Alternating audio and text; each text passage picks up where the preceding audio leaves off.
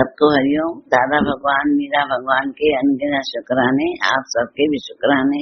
हमें बताया माँ थी, वो चलते चलते शांत हो गई तो दूसरे रास्तों पे चलता गया। न उसने सांप की चिंता करी, न शेरों बगड़ों की चिंता करी, पर मन में एक ही चिंता करी कि भक्त का, मैंने समझा भक्त का मंगल चाहने वाले भगवान यह भी एक अनुग्रह ही है।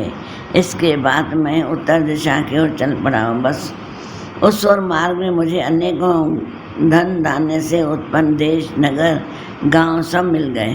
नदी, पर्वतें, तटवर्ती पहाड़, वाटिकाएं, वन, उपवन और रंग बिरंगी धातुओं से युक्त विचित्र पर्वत दिखाई पड़े।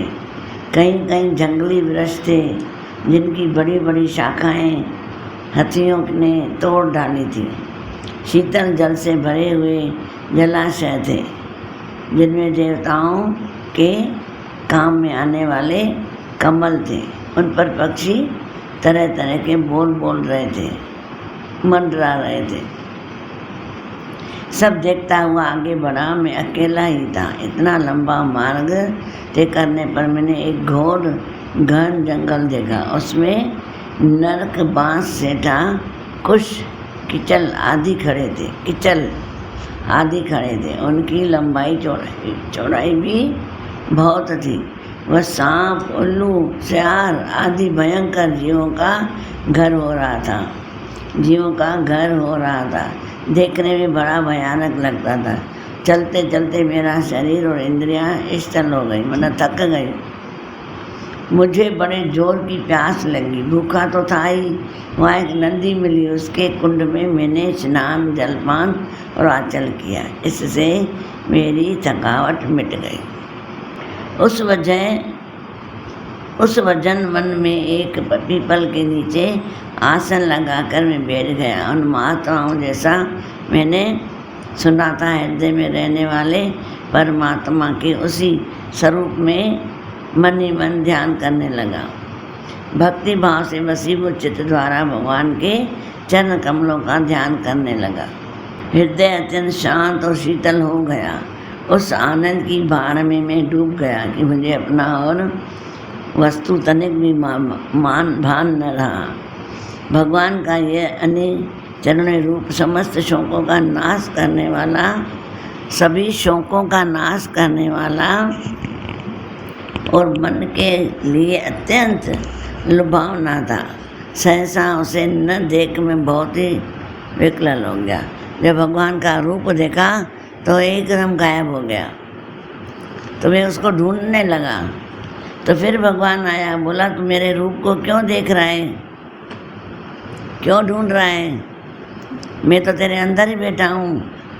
तो बाहर वाले रूप को क्यों देख रहा है?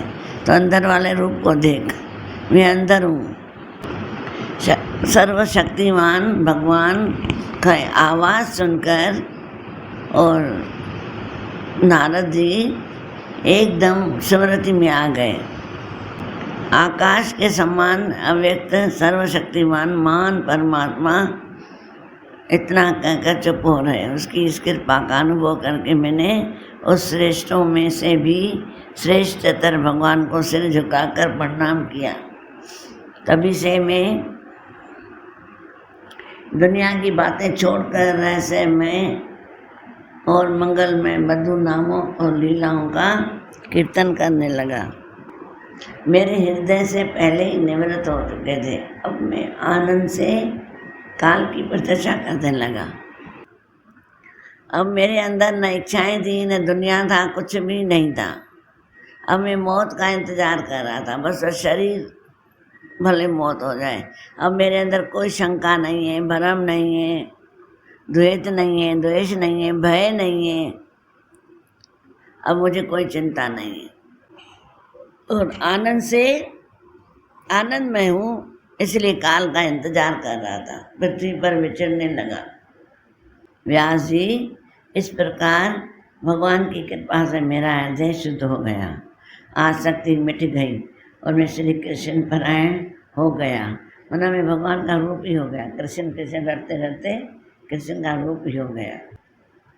मुझे शुद्ध भगवत पार्षद शरीर प्राप्त होने का अवसर आने पर प्रारब्ध कर्म समाप्त हो जाने के कारण पंचभूतक शरीर नष्ट हो गया, माना लय हो रहा है। यहाँ पे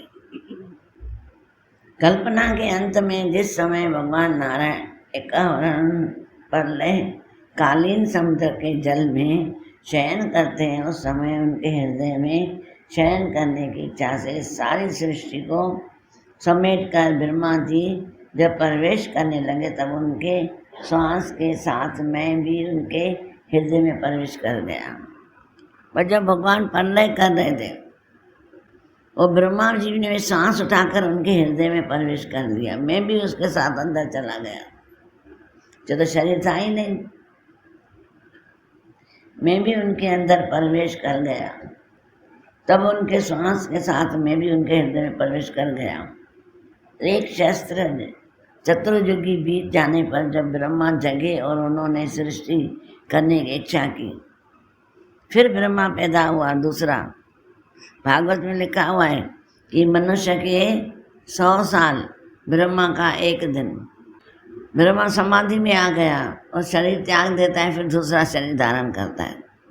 जागा, फिर जब ब्रह्मा जगे और उन्होंने सृष्टि करने की इच्छा की, तब उनकी इंद्रियों से मरीचि आदि ऋषियों के साथ में भी प्रकट हो गया। मरीचि आदि ऋषियों के साथ मैं भी प्रकट हो गया। जब मरीचि पैदा हुए तो मैं भी उनके साथ क्योंकि सांस में चला गया ना ब्रह्मा के, तो जैसे ही सांस बाहर निकाली मैं भी प्रकट हो गया। तभी से मैं भगवान की कृपा से वैकुंठ में ही और तीनों लोकों के बाहर और भीतर बिना रोक टोक विचरण किया करता हूँ। बिना रोक टोक में जहाँ जाऊँ वहाँ जा सकता हूँ। और ब्रह्मा ने सृष्टि भी ऐसी चालू की है, छींक में, नाक में ऐसे निकालना है, सृष्टि ऐसे पैदा की है। अपने आप सृष्टि भी पैदा होती गई है, ब्रह्मा ने करते होती गई है। भगवान की दी हुई इस स्वर ब्रह्म से विभूति वीणा पर तान छोड़कर मैं उनकी लीलाओं का गान करता हुआ सारे संसार में विचरता रहा। जीवन का व्रत भगवत जन अखंड से चलता रहा। भगवान की दी हुई, भगवान ने उसको वीणा दी थी, जब प्रकट हुआ ना उसको वीणा दी थी। उस वीणा को लेकर के और उस वीणा तान छेड़कर और भगवान का गान करता हुआ सारे संसार में विचरता रहा। जब मैं उनकी लीलाओं का गान करने लगा, तब वे प्रभु जिनके चरण कमल समस्त तीर्थों के उद्गम स्थान और जिनका यशोगान मुझे बहुत ही प्रिय लगता था, भुलाए हुए की भांति तुरंत मेरे हृदय में आकर दर्शन दे देते हैं। जिन लोगों का चित्त निरंतर विषय भोगों की कामनाओं से आतुर हो रहा है, उनके हृदय में शांति है, पर उसमें फिर अहंकार आ जाता है। मैं दान करता हूँ, मैं पुण्य करता हूँ, मैं पूजा करता हूँ, मैं हवन करता हूँ, मैं ऐसा करता हूँ, मैं ऐसा करता हूँ, मैं सत्संग सुनता हूँ, मैं सुनाता हूँ, फिर ये आ जाता है। तो तीनों गुणों से न्यारा गुरु करता है। ये 3 गुण भी शरीर में है, मेरे में नहीं है। मैं 3 गुणों से न्यारा हूँ। केवल भगवान का भक्त योग, परंतु संसार के लोग इस बात को नहीं जानते। यही समझकर उन्होंने इस परम हंसों की महिमा श्रीमद् भागवत की रचना की है। परम हंसों की माना जो संत हो गए हैं, जिन्होंने भक्ति की है भगवान की, इतनी भक्ति की है भगवान की कि उनकी प्रेरणा कोई जान नहीं सकता है। उन्होंने इस भागवत संहिता का निर्माण और पुनराय व्रत करके इन्हें अपने निवृत्त परायण पुत्र सुखदेव जी को पढ़ाया। ये फिर भागवत पूरा लिख करके फिर इसने किसको पढ़ाया? अपने बेटे सुखदेव को पूरा भागवत पढ़ा दिया। उन्हें किसी भी वस्तु की अपेक्षा नहीं है, वे सदा आत्मा में रमण करते हैं। फिर उन्होंने किस लिए इस विशाल ग्रंथ का अध्ययन किया? वो हमें 24 ही घंटा सुखदेव जो था 24 ही घंटा भगवान में रमण करता था, उसे कोई ध्यान नहीं, कोई वृत्ति नहीं, मन नहीं, बुद्धि नहीं, कुछ भी नहीं। फिर भी उन्होंने बोला भागवत क्यों किया? पूछ रहे हैं क्यों किया? श्री सूत जी ने कहा जो लोग ज्ञानी हैं, जिनकी अविद्या की गांठ खुल गई है और जो सदा आत्मा में रमण करने वाले हैं, वे भी भगवान की हेतु रहित भक्ति किया करते हैं, क्योंकि भगवान के गुण ऐसे मधुर हैं जो सबको अपनी ओर खींच लेते हैं। फिर श्री सुखदेव जी तो भगवान के भक्तों के अत्यंत प्रिय और स्वयं भगवान वेदव्यास के पुत्र हैं। भगवान के गुणों ने उनके हृदय को अपनी ओर खींच लिया और उन्होंने उससे विवश होकर ही इस विशाल ग्रंथ का अध्ययन किया। ये ग्रंथ भागवत। सोनक जी, अब मैं राज परिषद के जन्म, कर्म और मोक्ष की तथा पांडवों के स्वर्गग्रहण की कथा कहता हूँ, क्योंकि उन्होंने भगवान श्री कृष्ण की अनेकों कथाओं का उदय किया है। अब मैं तुम्हें परिषद की बात बताता हूँ कि उनके कर्म क्या थे, अगले जन्म में क्या था, और पांडवों की बात बताता हूँ। जिस समय भागवत महाभारत युद्ध में कौरव और पांडव दोनों पक्षों के बहुत से वीर गति को प्राप्त हो चुके थे और भीमसेन की गदा के प्रवाह से दुर्योधन की जांग टूट चुकी थी, तब अश्वत्थामा ने अपने स्वामी दुर्योधन का प्रिय कार्य समझकर द्रौपदी के सोते हुए पुत्रों के सिर काटकर उसे भेंट किए। वह घटना दुर्योधन को भी अप्रिय ही लगी। उसने बोला इन पांडवों को तो खत्म कर। दुर्योधन ने बोला अश्वत्थामा को, बोला प्रिय तू चिंता मत कर मेरे भाई, मैं तेरे को करके दिखा रहा हूँ। उसने क्या किया, जिस कक्ष में पांडव सोते थे उधर चला गया और पांचों के सिर उतार के आया। पर उस दिन क्या था कि पांडवों की जगह उनके 5 पुत्र सोए हुए थे। उनके पुत्रों के 5 के सिर उतार के आया। जब उतार के दुर्योधन के पास आया तो एकदम अचंभा रह गया, हाय तूने ये क्या कर दिया, हमारा वंश ही पूरा खत्म कर दिया तूने, ये क्या कर दिया तूने।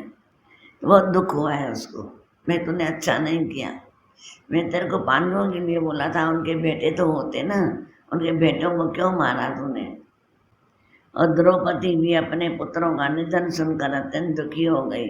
उसकी आंखों में आंसू छलकता आए, वह रोने लगी। अर्जुन ने उन्हें सात्विकता देते हुए कहा, कल्याणी मैं तुम्हारे आंसू तब पोंछूंगा जब उन आतताई ब्रह्माणी धम का सिर गांडीव से काटूंगा, मैं धनुष से काटूंगा, बाणों से काटकर तुम्हें भेंट करूंगा और पुत्रों की अन्य चेष्टा क्रिया के बाद तुम उस पर पैर रखकर स्नान करोगी। जब वो इंसान मरेगा उसकी छाती में पांव रख करके स्नान करना।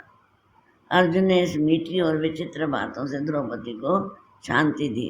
अपने मित्र भगवान श्री कृष्ण की सलाह से उन्हें सारथी बनाकर कवच धारण कर अपने भयानक गांडीव धनुष को लेकर वे रथ पर सवार हुए तथा गुरुपुत्र अश्वत्थामा के पीछे दौड़ पड़े।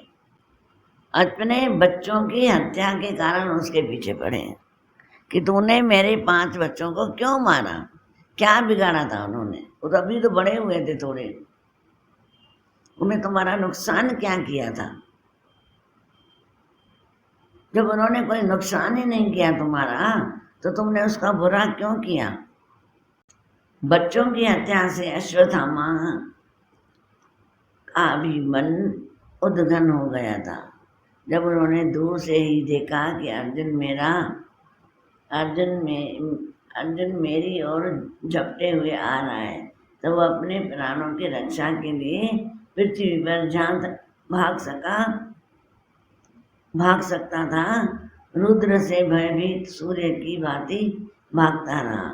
जब उसने देखा कि मेरे रथ के घोड़े थक गए और मैं बिल्कुल अकेला हूँ, तब उसने अपने को बचाने का एकमात्र साधन ब्रह्मशस्त्र समझा। जब थक गया बहुत, बोला अभी क्या करूं, कैसे बचाऊं, उसने ब्रह्म शस्त्र चलाया। जब भी उसे ब्रह्म शस्त्र को लौटने की विधि मालूम न थी। भाई चलाना पता था कि ब्रह्म शस्त्र कैसे चलता है, पर यह पता नहीं था कि वो वापस कैसे आता है। हर बात के मंत्र होते हैं, पता ना हो ना किसी बात का तो मत करो, ऐसे अज्ञान की बातें मत करो, क्योंकि वो लौट के आगे तुमको ही खत्म कर देंगे। फिर भी प्राण संकट देखकर उसने आचमन किया और ध्यान स्थिर होकर ब्रह्म का संध्या किया। उस शस्त्र से सब दिशाओं में एक बड़ा प्रचंड तेज फैल गया। अर्जुन ने देखा कि अब तो मेरे प्राणों पर भी आ बनिए। तब उन्होंने कृष्ण से प्रार्थना की। अर्जुन ने कहा श्री कृष्ण तुम सच्चिदानंद स्वरूप परमात्मा हो, तुम्हारी शक्ति अनंत है, तुम ही भक्तों को अभय देने वाले हो। जो संसार की धधमकती हुई आग में जल रहे उन जीवों को उसमें उभारने वाले एकमात्र तुम ही हो। तुम प्रकृति से परे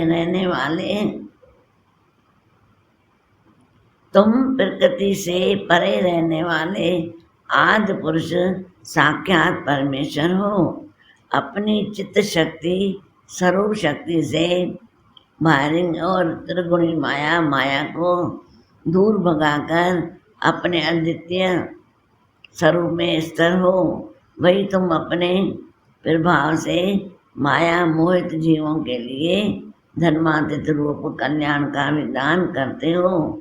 तुम्हारा यह अवतार पृथ्वी का भार हरण करने के लिए और तुम्हारे अन्य प्रेमी भक्तजनों के निरंतर सिमरन ध्यान करने के लिए है। स्वयंभव प्रकाश कृष्ण यह भयंकर तेज सब ओर से मेरी ओर आ रहा है। अब क्या है, यह क्या है, कहाँ से क्यों आ रहा है, इसका मुझे बिल्कुल पता नहीं है। भगवान ने कहा अर्जुन यह अश्वत्थामा का जलाया हुआ ब्रह्मशस्त्र है, और यह बात समझ लो कि प्राण संकट उपस्थित होने से उसने उसका प्रयोग तो कर लिया, परंतु यह इस शस्त्र को लौटाना नहीं जानता। किसी भी दूसरे अस्त्र में इसको दबा देने की शक्ति नहीं है। तुम शस्त्र विद्या को भली भी जानते ही हो। ब्रह्मशस्त्र के तेज से ही इन ब्रह्मशस्त्रों की प्रचंड आग को बुझा दो। भाई उसको ये ब्रह्मशस्त्र चलाने आता है पर रोकने नहीं आता है। हे अर्जुन तेरे को तो सब आते हैं शस्त्र चलाने, ब्रह्मशस्त्र को अपनी शक्ति से बुझाओ, आग बुझाओ इसकी। फिर अर्जुन ने अपनी शक्ति से, क्योंकि अर्जुन को आता था ब्रह्मशस्त्र को चालू करना भी आता था और बंद करना भी आता था, और उसने शस्त्र को फिर शांत किया। इसलिए बोला क्रोध इतना भी न करो कि तुम रोक न सको अपने को, झूठ इतना भी न बोलो कि तुम्हारा झूठ तुम्हें संभाल न सके,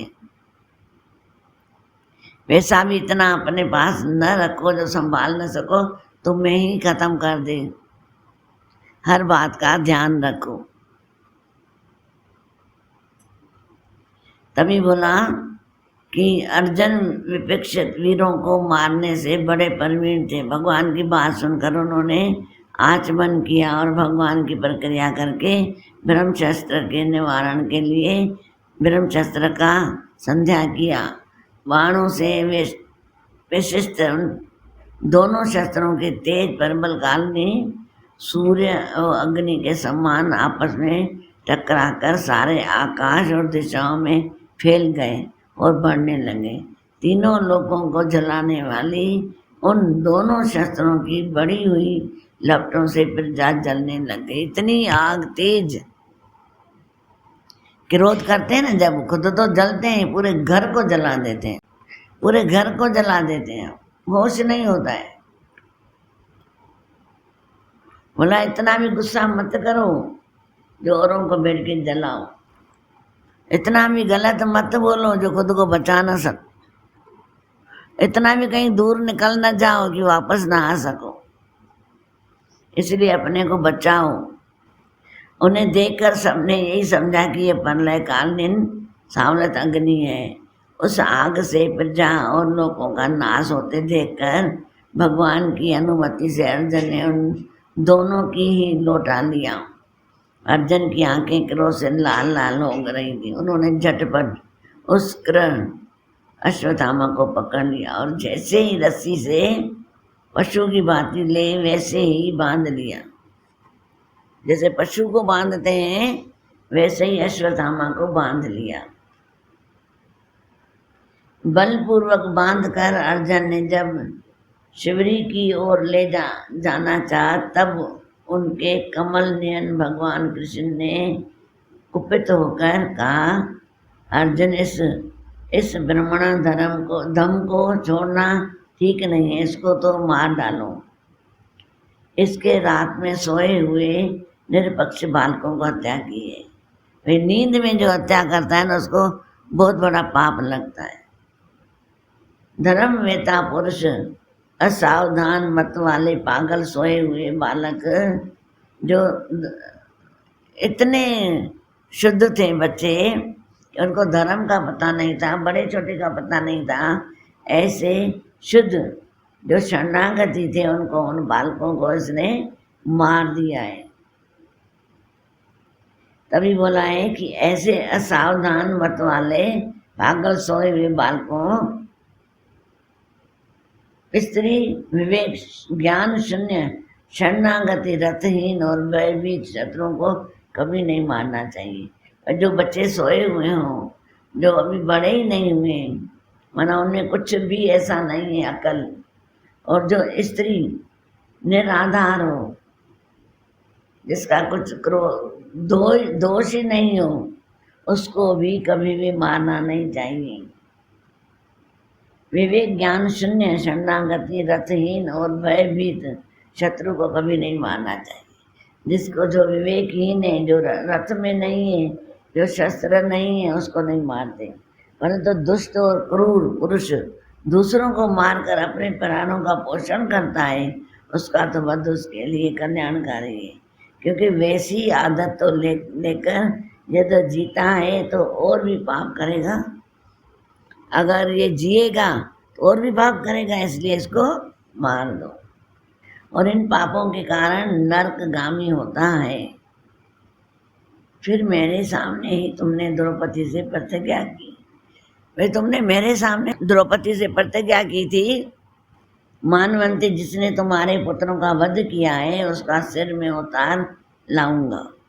तुमने इकरार किया था द्रौपदी से, अभी तुम अपना इकरार पूरा करो। इस पापी कुलाधि अतत्यायी ने तुम्हारे पुत्रों का वध किया है और अपने स्वामी दुर्योधन को भी दुख पहुंचाया है, इसीलिए अर्जुन इसे मार ही डालो। भगवान कृष्ण ने अर्जुन के धर्म की रक्षा लेने के लिए इस प्रकार प्रेरणा की। धर्म की रक्षा करने के लिए, भाई आज तो इसको मारा है, कल औरों को भी मारेगा। धर्म की रक्षा करने के लिए अर्जुन को ये प्रेरणा दी है। परंतु अर्जुन का हृदय मान था। यद्यपि अश्वत्थामा ने उनके पुत्रों की हत्या की थी, फिर भी अर्जुन के मन में गुरुपुत्र को मारने की इच्छा नहीं थी, क्योंकि गुरुपुत्र था। गुरुपुत्र को नहीं मारना चाहिए। इसके बाद अपने मित्र और सारथी कृष्ण के साथ वे अपने युद्ध शिविर में पहुँचे। वहाँ अपने मृतक पुत्रों के लिए शोक करती हुई द्रौपदी को उसे सौंप दिया। मतलब उन्होंने कितना भी बुरा किया, अर्जुन बोला मैं इसे मारूंगा नहीं, इसकी मणि निकाल के छोड़ दूंगा। जो इसकी शक्ति है, जिस शक्ति से ये कर रहा है ना, वो शक्ति इसकी क्षीण कर देते हैं। उसकी मणि निकालिए और गंजा करके दूसरे शहर भेज दिया है।